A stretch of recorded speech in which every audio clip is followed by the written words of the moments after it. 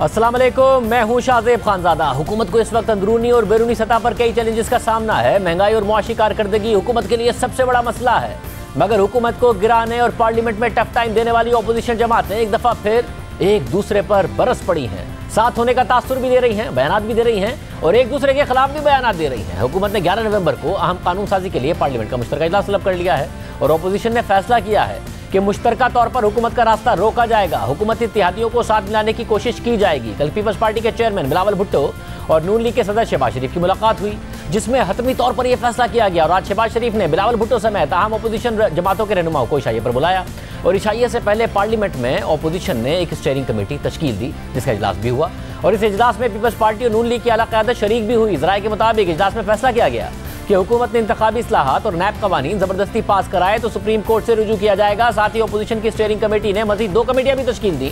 ज़राए के मुताबिक पहली कमेटी नैब और इंतखाबी इस्लाहात पर हुकूमती इत्तेहादियों और PTI के नाराज अरकान से राब्ते करेगी, जबकि दूसरी कमेटी पार्लियामेंट के मुश्तरका इजलास में जबरदस्ती मुमकिना कानून साजी को अदलिया में चैलेंज करने के इकदाम करेगी।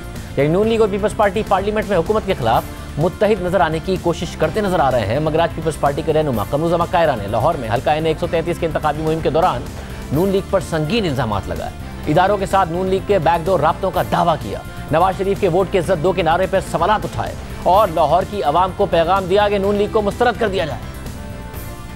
मुस्लिम लीग के लीडर कहते हैं कि हम चाहते हैं कि ये हुकूमत 5 साल पूरे करे, तो कहते हैं कि नहीं, हमें तो ये हुकूमतें सूट करती हैं, हम क्यों गिराएं। मियां नवाज शरीफ साहब, आप वोट को इज्जत दो की बातें कर रहे हैं। अगर वोट को इज्जत दो के साथ आप मुखलस हैं तो फिर ये जो बैकडोर राब्ते हैं इनको खत्म कराएं और आप अपनी जमात के अंदर तो एक पेज हो जाएं, अपनी जमात को तो अपने नजरिए से कायल कर लें। अगर आपके कुछ साथी आपको कह रहे हैं, आपके घर के अंदर से कह रहे हैं कि नहीं, हमें बातचीत के दरवाजे बंद नहीं करने चाहिए, किसके साथ? क्या आपने हुकूमत के साथ बातचीत करनी है या उनसे बातचीत करनी है जिनके खिलाफ वोट को इज्जत दो का नारा लेके चले हैं? हम इमरान खान को तो मुस्तरद करते ही करते हैं, लेकिन हम अवाम को बार बार धोखे देने वाले इस जमात को भी मुस्तरद करते हैं। सिर्फ यही नहीं, कमरुज़्ज़मा कायरा ने PDM पर तनकीद की और वाज़ेह किया कि पीपल्स पार्टी के बगैर PDM कुछ भी नहीं, जिस पर PDM के तर्जुमान हाफिज अब्दुल्ला ने सख्त रद्द-ए-अमल देते हुए मौक़िफ़ इख्तियार किया कि पीपल्स पार्टी ने सेनेट में अपोजिशन लीडर के ओहदे के लिए PDM की पीठ में छुरा घोंपा। PDM पर तनकीद करके पीपल्स पार्टी हुकूमत की नहीं अपोजिशन कर रही है। पीपल्स पार्टी वापस आना चाहती है तो मौलाना फजलुर रहमान और PDM क़यादत से रुजू करे और मेहरबानी करे कि जिस थाली में खाया उसी में छेद करना मुनासिब नहीं। यानी पार्लियामेंट के अंदर हुकूमत को टफ टाइम देने का दावा करने वाली अपोजिशन पार्लियामेंट के बाहर एक दूसरे को टफ टाइम देने में मसरूफ है, जबकि हुकूमत कई अहम चैलेंजेस होने के बावजूद मुतमईन है कि अपोजिशन उसका कुछ नहीं बिगाड़ सकती। अपोजिशन ने पहले 2 साल पूरा जोर लगा लिया था हमें फारग करने के लिए, हम तगड़े निकले नहीं गए। अपोजिशन को 1.5-2 साल और सब्र करना पड़ेगा और उसके बाद 5 साल फिर सब्र करना पड़ेगा। पहले मैं अपोजिशन को मशवरा दूंगा, अपने पाँव पे खड़ा होना सीखें। हर वक्त साजिशें करके आप कामयाब पहले भी नहीं हुए और हर वक्त ये कोई 90 की दहाई तो नहीं है कि आप हर वक्त वही उसी काम में लगे रहें। हुकूमत जो है वो मुस्तहकम भी है। हम 2023 में इलेक्शन की तरफ जाएंगे। हुकूमत की नज़रें आइंदा इंतखाबात पर हैं। अपोजिशन जो मौजूदा हुकूमत को सिलेक्टेड कहती रही है, वो एक दूसरे पर मुख्तलिफ हलकों से राब्ते के इल्ज़ामात लगा रही है। राना सनाउल्लाह साहब पहले हमारे साथ मौजूद हैं। राना साहब बहुत शुक्रिया। राना साहब, आज आप इशाइये में भी थे, बिलावल भुट्टो जरदारी की और शहबाज शरीफ की अच्छी मुलाकातें हों, मगर कमरुज़्ज़मा कायरा साहब आप पर इल्ज़ाम लगाएं कि आप लोग बैकडोर राब्ते कर रहे हैं, अपने अंदरूनी इख्तलाफात तो दूर कर लें।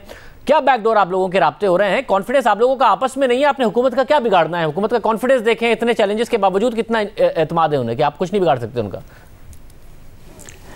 देखिए, पहले तो मैं ये अर्ज़ करता चलूँ कि आज कौमी असम्बली में पार्लियामेंट में मुश्तरका इजलास था और मुश्तरका इजलास में आलमोस्ट 95-98% जो है वो जमातों की हाज़िरी थी, सेनेट के मेंबरान की भी और कौमी असम्बली के मेंबरान की।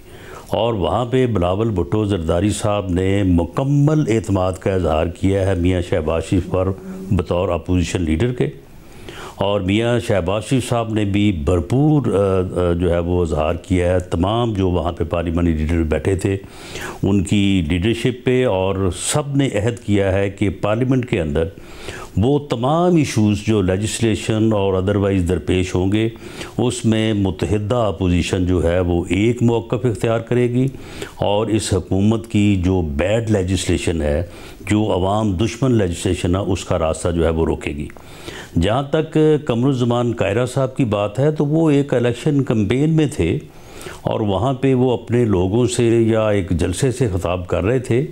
तो इंतखाबी जलसों में ऐसी ही बातें हुआ करती हैं जो उन्होंने बातें की हैं। जब हम कभी या हम में से कोई वहाँ पे इंतखाबी जलसे में 133 के हलके में गया तो हम भी इन बातों का जो है वो जवाब दे देंगे। बाकी फिर 5 दिसंबर को इलेक्शन होने हैं तो मालूम हो जाएगा कि वहाँ के अवाम जो है वो कायरा साहब की बातों को दुरुस्त समझते हैं या हमारी बातों को दुरुस्त समझते हैं। और राज साहब, मगर ये नौबत अब यहाँ तक आ गई है ना, जब पीडीएम से अलहदा किया इन जमातों को, शो कॉज नोटिस जारी हुए जिस ज़माने में खुलेआम तनकीद किया करते थे पाकिस्तान पीपल्स पार्टी पर आप लोग, मगर अब आप लोगों को एहसास हुआ है कि वो एक गलती थी, अपोजिशन में दरार डाली गई। अब अगर पीपल्स पार्टी आप पर तनकीद भी करे तो आप जवाब नहीं देते हैं। आप कहते हैं कि जी इलेक्शन की सियासत का मसला है, वहीं जाकर जवाब दे देंगे। अब आप लोग जवाब भी नहीं देते क्योंकि आपको पता है कि पहले आप लोगों ने इत्तेहाद को नुकसान पहुंचाया, आप नहीं पहुंचाया। नहीं, हम बिल्कुल जवाब देते हैं, हम बिल्कुल जवाब देते हैं। और जो नोटिस जारी हुए थे, हम आज भी कहते हैं कि वो नोटिस सही जारी हुए थे।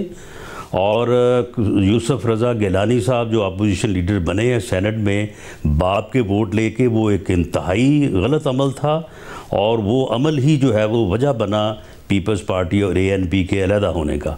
लेकिन हमारा फोकस जो है वो, हमारा हदफ जो है वो PTI है या गवर्नमेंट है, हमारा हदफ पीपल्स पार्टी तो नहीं है।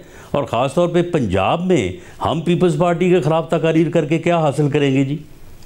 तो इसलिए वो अगर आपका हदफ तकरीर करने की जरूरत तो नहीं है। ये आप सरकास्टिक रिमार्क दे रहे हैं। आप कह रहे हैं पीपल्स पार्टी आपके लिए चैलेंज ही नहीं है, इसलिए आप उनके खिलाफ तकरीर करके क्या हासिल कर लेंगे? आप ये कहना चाह रहे हैं। मगर वो PDM को भी कह रहे हैं कि PDM भी हुकूमत के का कुछ बिगाड़ नहीं सकती है बगैर पीपल्स पार्टी के, इसलिए हमारी पहले बात मान लेते। मुझे ये भी बता दें, कायरा साहब ने आपसे रब्ता किया है या नहीं किया? पिछले हमारे प्रोग्राम में कहा था उन्होंने कि आपसे रब्ता करेंगे। No confidence. कायरा साहब के साथ मेरा इज़्ज़त और एहतराम का तल्लक है। उनके साथ मेरी मुलाकात भी और गुफ्तगू भी जो है वो मुख्तलिफ अपना मामलात में हो जाती है। लेकिन मामला ये है कि जब आप एक इंतखाबी जलसे में खड़े हों और आपके सामने जिंदाबाद मुर्दाबाद के नारे लग रहे हों तो वहाँ पे फिर कुछ ना कुछ बात जो है वो करनी पड़ती है। पीपल्स पार्टी के साथ हमारा इंतखाबी इत्तेहाद नहीं है। पीपल्स पार्टी NA 133 में हमारे ख़िलाफ़ इलेक्शन लड़ रही है और हमने वहाँ पे उनके ख़िलाफ़ इलेक्शन लड़ना है, इसलिए वहाँ पे जाके हम जो है वो उनकी तारीफ़ नहीं करेंगे। बस अब सिर्फ मुझे ये बता दें, फिर आपने कहा कि आपका चैलेंज तो खाएगा क्या? अगर आप कह रहे हैं आपका चैलेंज हुकूमत है तो हुकूमत का आपने क्या बिगाड़ लेना है, मुझे बताइए। पार्लियामेंट के अंदर पीपल्स पार्टी ये कह रही है, और कल भी हमारे शो में मुस्तफ़ा नवाज खोखर साहब ने कहा कि जब चेयरमैन सेनेट से शुरू करना चाहिए, उससे में ये भी पता चल जाएगा कि इदारे न्यूट्रल हैं या नहीं हैं, क्योंकि माजी का एक्सपीरियंस हमारा कुछ और है। तो आप लोग तो उनकी लेजिस्लेशन रोकने की बात कर रहे हैं। उन्होंने मुश्तरका इजलास बुलाया है, लेजिस्लेशन वो पास करा लेगी, हुकूमत कैसे रोक लेंगे? देखें शाहजेब, जो अदारों के न्यूट्रल होने की बात है, इस बात की बड़ी अहमियत है जो मुस्तफ़ा नवाज़ खोखर साहब ने कहा है।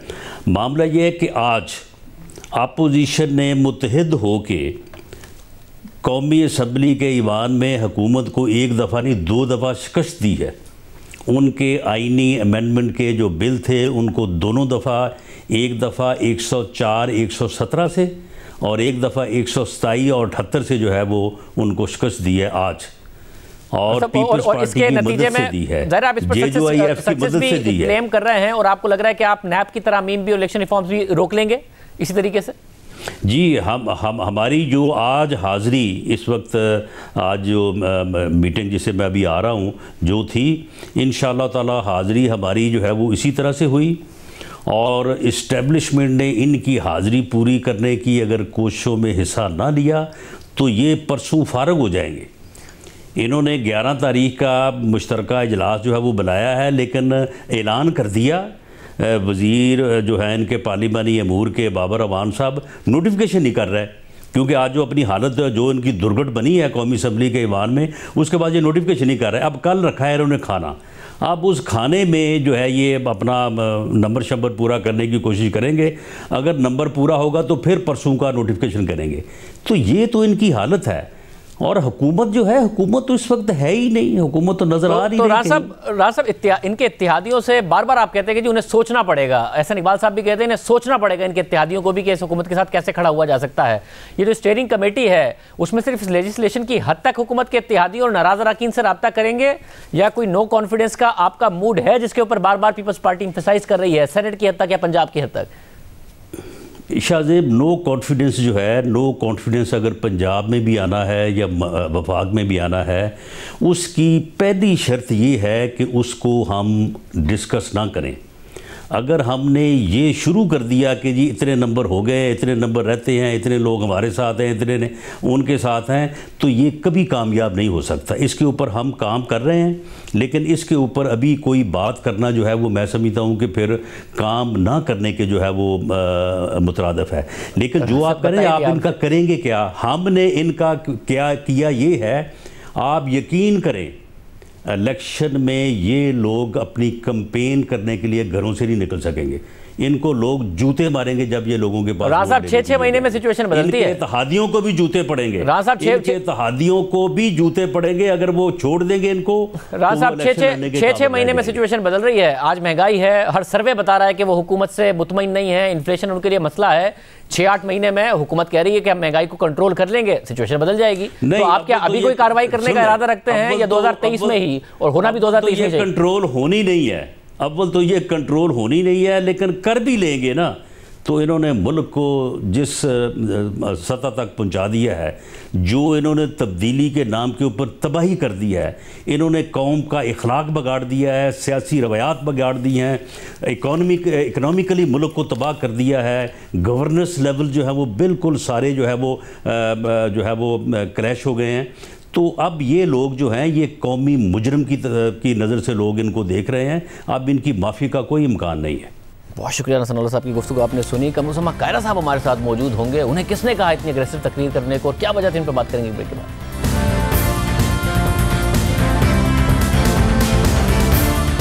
अभी के सीनियर रहनुमा कमरुज़्ज़मा कायरा साहब मौजूद है। कायरा साहब बहुत शुक्रिया। कायरा साहब, एक तरफ बिलावल भुट्टो जरदारी मुकम्मल एतमाद का इजहार कर रहे हैं शहबाज शरीफ साहब की लीडरशिप पर बतौर अपोजिशन लीडर, साथ मिलकर आगे बढ़ने की बात कर रहे हैं, आज एक कामयाबी क्लेम कर रहे हैं और कह रहे हैं कि इनकी लेजिस्लेशन भी रोकेंगे और तहरीक इंसाफ को शिकस्त देंगे। दूसरी तरफ आप कह रहे हैं कि तहरीक इंसाफ के साथ साथ नून लीग को भी शिकस्त देंगे, नून लीग की सोच को भी शिकस्त देंगे, और नून लीग ने बैकडोर राब्ते कर लिए हैं। किससे कर लिए हैं, कैसे कर लिए हैं कायरा साहब?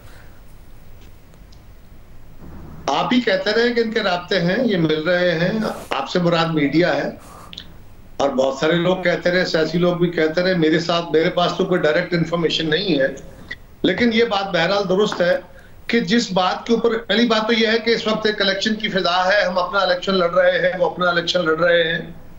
हम अपोजिशन और इस वक्त जो बैठी हुई है सारी, वो पार्लियामान के अंदर जो अंदर सूरत हाल है, वहां पे आपको हालात के मुताबिक हुकूमत के साथ कई दफा जो मुतसादिम सूरत हाल होती है, उनके गलत कार्यों को, उनके शावनिस्ट कंडों को, उनको रोकने के लिए आपको इकट्ठ करना पड़ता है। लेकिन हम एक दूसरे के मुखालिफ जमाते हैं, हमने कल भी एक दूसरे के खिलाफ इलेक्शन लड़ना है। हमारे इकदाम के ऊपर मुस्लिम लीग की तरफ से, JUI की तरफ से रोज तनकीद होती है, उनके इकदाम के ऊपर हम तनकीद करते हैं। तो मेरा नुक्ता नजर मेरी जमात का या मेरा अमूमी जो इस वक्त सूरत हाल है उसके ऊपर बात थी। क्योंकि आमतौर पर जब आप बयान देते हैं तो आप कह देते हैं मेरी जाती राय है, मगर इस तकरीर में आपने कहा नहीं, तो मैं जानना चाह रहा था पार्टी की राय है, क्योंकि बिलावल भुट्टो जरदारी बिल्कुल अलग मौक़िफ़ के साथ, या आपकी जाती राय थी? पहली तो गुजारिश ये है कि मेरी जमात की राय सियासत के हवाले से और पार्लियामान के हवाले से, लेकिन PDM में हम इकट्ठे नहीं है। वहां पे अगर वो बात करेंगे तो दो, मेरे चेयरमैन भी कहेंगे, मैं भी कहूंगा, हर कारकुन कहेगा, और वहां पे हमारे साथ जाती हुई, बेइंसाफी हुई, गलत काम हुआ, उसके ऊपर हमारा एहतजाज है और हम कह रहे हैं कि PDM खत्म हो गई। लेकिन पार्लियामान के अंदर, असम्बलियों के अंदर हमें हुकूमत के खिलाफ इकट्ठ भी करना पड़ता है। चेयरमैन साहब ने आज पार्लियामान के अंदर की सूरत हाल के बारे में कहा कि हम यहाँ पे इस हुकूमत को, इनके हथकंडों को, गलत रवैयों को रोकने के लिए इकट्ठ करेंगे। जो मेरी पोजीशन है वो पार्टी की प्रिंसिपल पोजीशन है। तो खैर साहब, जो बैकडोर राब्तों वाली बात है वो मीडिया से पता चली, या इनके बैकडोर राब्तों का किसी ने बैकडोर आपको बताया कि ये राब्ते कर रहे हैं? शाहजेब, छोटी सी गुजारिश करूं। पहली बात तो यह है कि आज मैंने जो कुछ कहा, मुझे मेरी जमात ने कोई पॉलिसी के तौर पे नहीं कहा कि आप ये बात कहें। मैं चेयरमैन का इस वक्त स्पोक्समैन नहीं हूं, मैं उनके स्पोक्समैन हमारे इंफॉर्मेशन सेक्रेटरी हैं, हमारी इंफॉर्मेशन सेक्रेटरी शाजिया मरी साहबा हैं, फैसल कुंडी साहब हैं। वो अगर बात करेंगे तो वो करेंगे, या जनरल सेक्रेटरी साहबान करेंगे, या चेयरमैन खुद करेंगे। मैंने जो बात कही है वो कमर जमान की हैसियत में, लेकिन मैं भी क्योंकि पीपल्स पार्टी हूं और मैं पीपल्स पार्टी के कारकुन के तौर पर बात कर रहा हूं, कर वही रहा हूं जो मेरी जमात की राय है, उससे हटके नहीं कर रहा। सब तो क्या फिर कोई मुमकिन है कि आप फिलहाल जो लेजिस्लेशन है हुकूमत की वो रोकने की कोशिश करेंगे मुश्तरका इजलास में, मगर इसके अलावा पार्लियामेंट के अंदर भी हुकूमत को गिराने के लिए, या फिर सेनेट के अंदर, या फिर पंजाब के अंदर, या फिर पार्लियामेंट के बाहर, अब कोई मुमकिन है नहीं आप दोनों का इत्तेहाद जैसे जैसे अब इलेक्शन की तरफ 2023 की तरफ बढ़ेंगे? नहीं, ऐसा नहीं है। हमने तो बड़ा वाज़ेह तौर पे कहा, चेयरमैन साहब ने अभी चंद दिन कबल कहा कि जी अगर मुस्लिम लीग अदम एतमाद की तरफ आज भी चलती है, हमें तो अदम एतमाद की तहरीक हमने पेश करने की बात की, हमारे साथ लड़ाई हो गई, इसी बात पे तो हमसे गुस्सा नहीं उतर रहा। हमने कहा कि अदम एतमाद की तहरीक पेश करें, पंजाब से शुरू करते हैं और ये काम खत्म हो जाएगा। उसके ऊपर हमारे साथ जो ज्यादती की गई उस पर हमारा एक नुक्ता नजर था और हमने बारहा कहा शाहजेब साहब, और आपके रिकॉर्ड पे है, हमारी सारी चेयरमैन साहब ने कहा, पूरी क़यादत ने कहा कि जी हम पीडीएम के या जद्दोजहद के या तहरीक के रास्ते से पीछे नहीं है। हम अवाम की जद्दोजहद, अवाम के हकूक की जद्दोजहद, आइन की जद्दोजहद में हम सब साथ हैं और फ्रंट लाइन पे सबसे आगे हैं। लेकिन जो ज्यादती की गई हमारे साथ, इंसल्ट की गई हमारी, उसका अजाला किया जाए, वो फैसला वापस लिया जाए, उस पर माजरत की जाए और एएनपी को राजी किया जाए। हम वो लड़ाई आगे बढ़ के लड़ना चाहते हैं। तो कायर साहब, आपने पिछले प्रोग्राम में कहा था कि जब राना सना ने कहा कि जी आप बंदे अरेंज कर लें, हमारे सारे बंदे हाजिर हैं, आपने कहा मैं उनसे ज़ाती तौर पर बात करूंगा, तो बातचीत हुई, बात आगे बढ़ी या नहीं बढ़ी? मेरी राना साहब को मैंने गुजारिश की थी, प्रोग्राम्स के जरिए ही मैंने की थी, मैंने कहा राना साहब आपकी जमात की क़यादत को मेरी क़यादत से बात करनी चाहिए। शाहजेब साहब आप सियासत को कवर करते हैं, आप पाकिस्तान की सहाफत को कवर करते हैं, पूरा बड़ा तजर्बा है आप लोगों का। जिस वक्त हम जनरल बाई इलेक्शन जीत रहे थे, हमने सेनेट का इलेक्शन जीता, चेयरमैन का इलेक्शन डाका मार के हमसे छीना गया, उस वक्त हमारा ये ख्याल था कि इसी फ्लो में अगर हम पंजाब के अंदर अदम एतमाद की तहरीक मूव करते हैं तो बिल्कुल ये हुकूमत के पांव उखड़े हुए थे।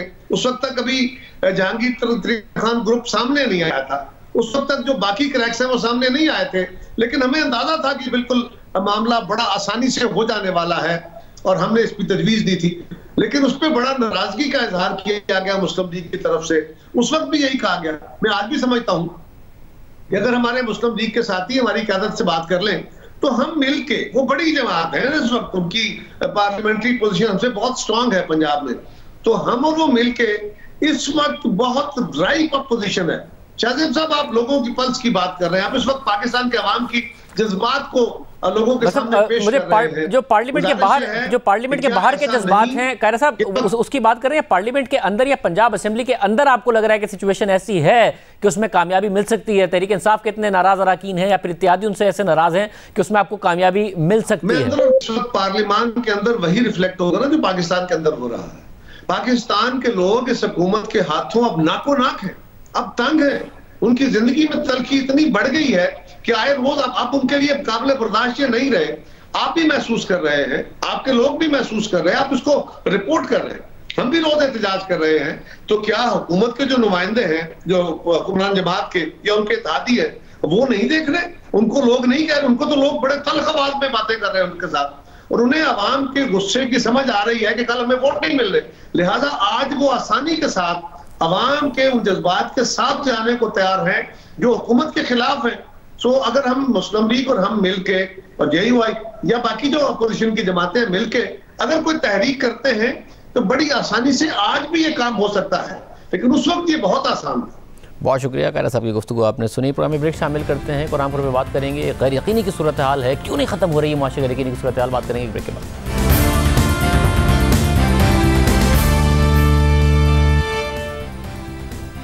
मईशत में तरक्की और मईशत में सरमायाकारी के लिए सबसे ज़्यादा अहमियत गैर यकीनी की सूरत हाल का ना होना है, मगर तहरीक इंसाफ की हुकूमत में महंगाई एक मसला रहा है और गैर यकीनी की सूरत हाल दूसरा बड़ा मसला रहा है।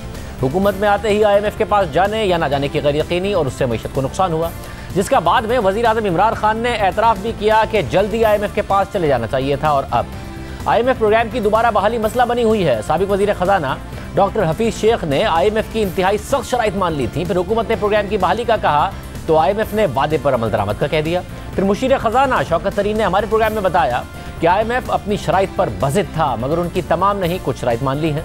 और फिर मुशीर खजाना शौकत तरीन ने गुज़िश्ता हफ्ते बताया कि 1-2 दिन में IMF के साथ प्रोग्राम की बहाली की खबर आ जाएगी, मगर वो खबर इस हफ्ते तक भी नहीं आई है, जिससे गैर यकीनी की सूरत हाल बरकरार है। रुपया जो डॉलर के मुकाबले में 152 रुपये से मुसलसल गिरने के बाद गुज़िश्ता हफ्ते 175 से संभल कर 170 पर आया था, आज फिर गिरा और इंटरबैंक में 171 रुपये 63 पैसे पर बंद हुआ। आज स्टॉक मार्केट में भी 700 पॉइंट से ज़्यादा की मंदी देखी गई। इसके अलावा महंगाई की बुलंद शरह की वजह से मार्केट में शरह सूद में मजीद इजाफे के खदशात बढ़ते जा रहे हैं। स्टेट बैंक ने शरह सूद में सिर्फ 25 बेसिस पॉइंट का इजाफा किया था, मगर 6 माह का काइबोर रेट पॉलिसी रेट से 162 बेसिस पॉइंट्स ऊपर चला गया है। मार्केट में खदशात हैं कि मुस्तकबिल करीब में शरह सूद 8.5 से 9% तक जा सकती है। यानी करेंसी, शरह सूद, महंगाई और IMF का प्रोग्राम किसी भी तरफ हुकूमत सरमायाकारों के लिए गैर यकीनी की सूरत हाल ख़त्म करने में नाकाम नजर आ रही है। आज मेहताब हैदर की खबर के मुताबिक पाकिस्तान के लिए IMF प्रोग्राम की बहाली के लिए पहले IMF के 2 डिपार्टमेंट्स की क्लियरेंस का इंतजार है और वो 2 डिपार्टमेंट्स हैं strategy, policy and review department और लीगल डिपार्टमेंट। इन दोनों डिपार्टमेंट्स की क्लियरेंस के बाद ही इसे IMF के एग्जीक्यूटिव बोर्ड की मंजूरी के लिए पेश किया जाएगा।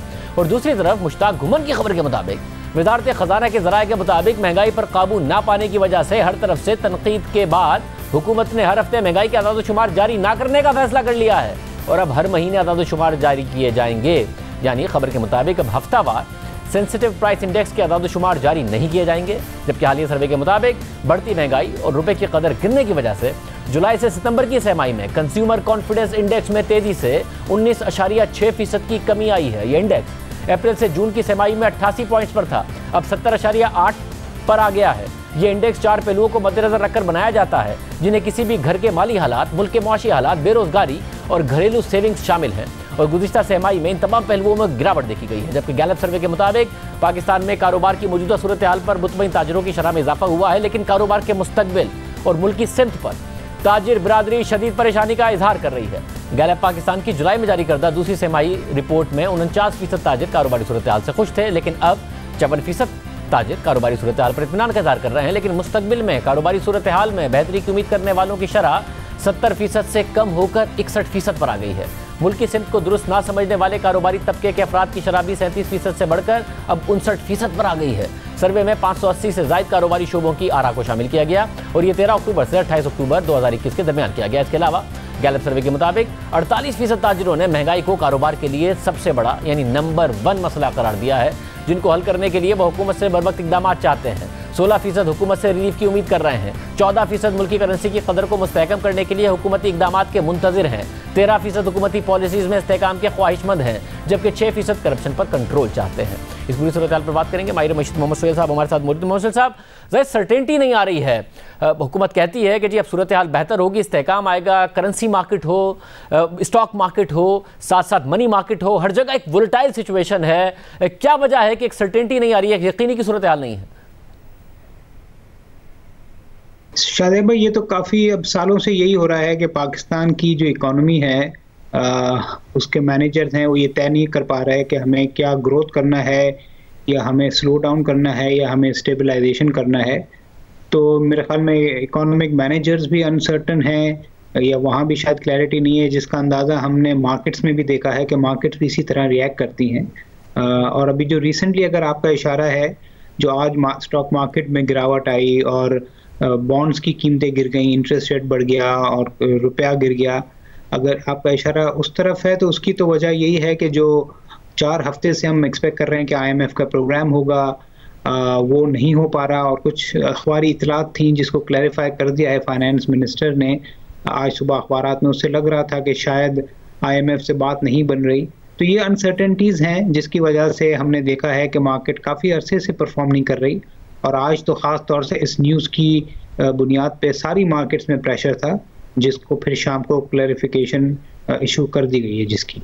सर, और जब ज़ाहिर मुशीर खजाना इतने कॉन्फिडेंट हैं कि IMF से डील हो जाएगी, हो जाती है तो इस्तेहकाम आ जाएगा, अनसर्टेन एनवायरनमेंट ख़त्म हो जाएगा, स्टेबिलिटी आ जाएगी, या फिर भी नहीं आएगी? नहीं, शॉर्ट टर्म में तो स्टेबिलिटी कह लें या उसको स्टेबलाइजेशन कह लें IMF की ज़बान में, वो शॉर्ट टर्म में तो आ जाएगा। मगर ये आप पूछें कि 1 साल के बाद क्या होगा जब IMF का प्रोग्राम ख़त्म होगा और इलेक्शन होंगे, तो वो अनसर्टेनिटी रहेगी। मगर शॉर्ट टर्म में तो इस्तेहकाम और स्टेबिलिटी आ जाएगी। मगर ये चीज़ें जो हैं डिले होती हैं तो अनसर्टेनिटी बढ़ती है। इतलात थी कि 14-15 अक्टूबर को जब फाइनेंस मिनिस्टर और स्टेट बैंक गवर्नर जब वाशिंगटन गए थे तो शायद स्टाफ लेवल एग्रीमेंट हो जाए, मगर अब इसके बाद बहुत सारी उम्मीदें भी दिलाई गई कि अब कुछ दिनों में हो रहा है, कुछ दिनों में हो रहा है, खुशखबरी आ रही है। बट बॉटम लाइन ये है कि 4 हफ्ते गुजर जाने के बाद अब तक स्टाफ लेवल एग्रीमेंट नहीं हुआ, और स्टाफ लेवल एग्रीमेंट होता है इसके कुछ हफ्तों के बाद बोर्ड की मीटिंग होती है जिसमें अप्रूवल होती है और उसके बाद ट्रांच रिलीज की जाती है। तो पहला मरहला भी जो है वो ताखीर का शिकार है। बहुत शुक्रिया आपकी गुफ्तगू आपने सुनी। प्रोग्राम में ब्रेक शामिल करते हैं, कुरान पर बात करेंगे।